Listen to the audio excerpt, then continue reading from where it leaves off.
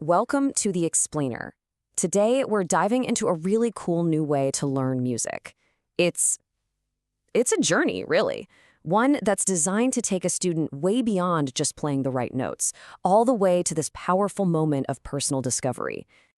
So let's kick things off with a pretty big question, one that really gets to the heart of what we're talking about today.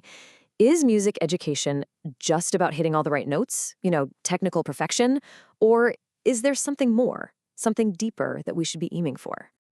And this quote, it just sets the stage perfectly. What we're looking at here is a curriculum that's built on a student-led approach.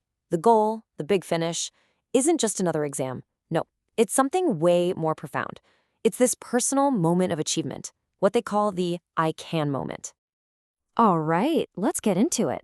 So this whole journey starts right where you'd think it would, with the fundamentals. But, and this is key, the approach here is all about connecting the what of music with the how, and it does it right from the very beginning. So how do they do that? Well, it's done through these two zones that students work on at the same time. You've got the build zone, which gives you all the theory, kind of like the bricks for a house.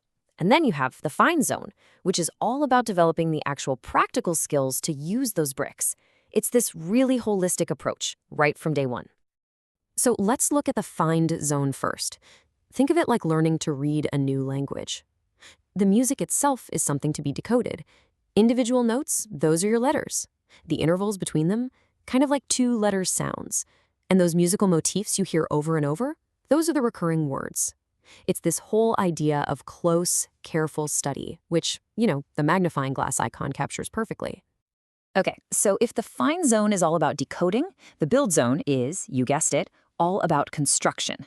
This is where students get their hands on the foundational bricks of music, things like scales and chords. And it's that dedicated practice, that real work, that builds their essential musical strength, their musculature, if you will. All right, let's move on. So what happens next? Well, once a student has that basic language down, the whole journey takes a turn. It shifts towards discovery, towards personal expression. This is the really exciting part. This is where they start to find their very own unique voice.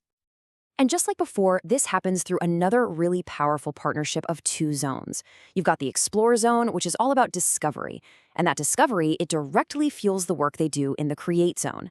It's a really cool cycle. What you find out there in the world of music inspires what you yourself make. So in this Explore zone, students basically become musical adventurers. It's like they're writers traveling the globe. They're not just sticking to one style. They're researching all these diverse musical forms, things like Middle Eastern maqams or the scales you find in Indian thoughts. And they do it with a really culturally respectful approach. That icon, the wide eyes and the quill, it just perfectly captures that spirit of discovery and, writing down what you find. And this quote, wow, this is from a student's mother, and it just nails the whole point of the Create zone. It's about allowing students, like her daughter Gracie, to feel free, to express their emotions, to share what makes them happy. It's about giving them the power to tell their own musical stories to the world. Okay, so let's recap. The student has the language, and they've started to find their own voice. What's next? Well, this final part of the journey is all about refining that voice. It's about empowering them to become a truly independent, self-aware artist. And you guessed it, this is done through two more interconnected zones.